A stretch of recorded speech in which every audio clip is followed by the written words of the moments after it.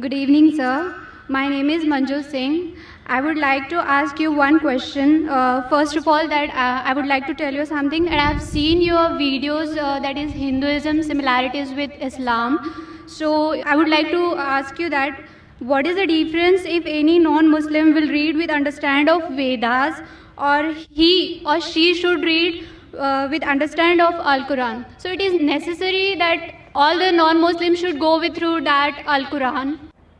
Sister asked a very good question, that what is the importance of reading the Veda with understanding?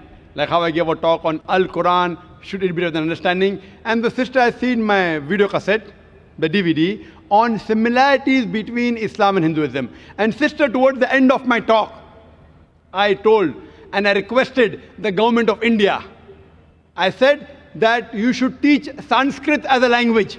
Unfortunately, Sanskrit has become a dead language. Only a handful of people know. I requested the government of India that teach Sanskrit so that the Hindus read the Veda. And when they read the Veda, they will come closer to Almighty God. When you read the Hindu scripture says, if you read the Upanishad, it's mentioned in Chandogya Upanishad, chapter number 6, section number 2, verse number 1, Ekam Evidityam. God is only one without a second.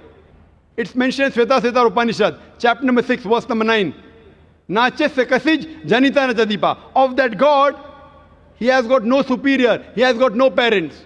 Almighty God has got no father. He has got no mother. It's mentioned in Sveta Upanishad, chapter number 4, verse number 19. Na tasya pratimasti. Of that God, there is no pratima. Pratima in Sanskrit means image, photograph, picture, painting, sculpture, idol. According to Sveta Upanishad, chapter number 4, verse number 19 says, Na tasya pratima asti. Of that God, there is no image, there is no picture, there is no painting, there is no portrait, there is no sculpture, there is no statue, there is no idol. Same thing, Yajurved, chapter number 32, verse number 3. Na tasya pratima asti. Of that God, there is no image. So I'm asking you, sister, that if you read your Hindu scripture with understanding, not only chanting the verses, inshallah, you will come closer to God. And inshallah, you will submit your will to God.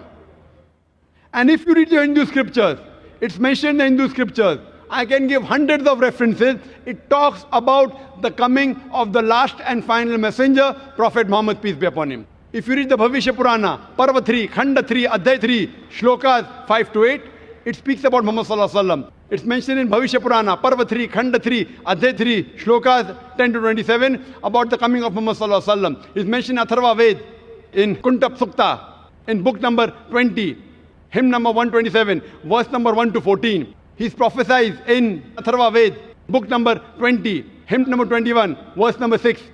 And only references I can keep on giving in which is mentioned about Muhammad Sallallahu Alaihi Wasallam. He's mentioned as Ahmed. Ahmed means one who praises. And he's mentioned several places. If you read Uttar Chik, mantra number 1500, it speaks about Ahmed, Muhammad Sallallahu Alaihi Wasallam. If you read Indra, chapter number 2, verse number 152, it speaks about Ahmed. If you read Yajurved, chapter number 31, verse number 19, it speaks about Ahmed. He is also prophesied as Nara Shansa. Nar means man, Shansa means praiseworthy. Nara Shansa means a person who is praiseworthy. If you translate in Arabic, it is Muhammad. So Muhammad Sallallahu Alaihi Wasallam is mentioned by name as Nara Shansa in several places. In Rigved, book number 1, hymn number 13, verse number 3. In Rigved, book number 1, hymn number 18, verse number 9. In Rigved, book number 2, hymn number 3, verse number 2. In Rigved, book number 7, hymn number 2, verse number 2. In Yajurved, chapter number 20, verse number 37. Yajurved, chapter number 20, verse number 57. Yajurved, chapter number 21, verse number 31. Yajurved, chapter number 28, verse number 19. I can go on quoting only references from the Hindu scriptures about the coming of Muhammad Sallallahu Alaihi Wasallam. So sister, if you understand Sanskrit, and if you read the Sanskrit scriptures, if you read scriptures, you will understand that you should submit your will only to God. He has got no image. He has got no portrait. And you have to follow the last and final messenger, Prophet Muhammad, peace be upon him. Hope that answers the question, sister. Thank you.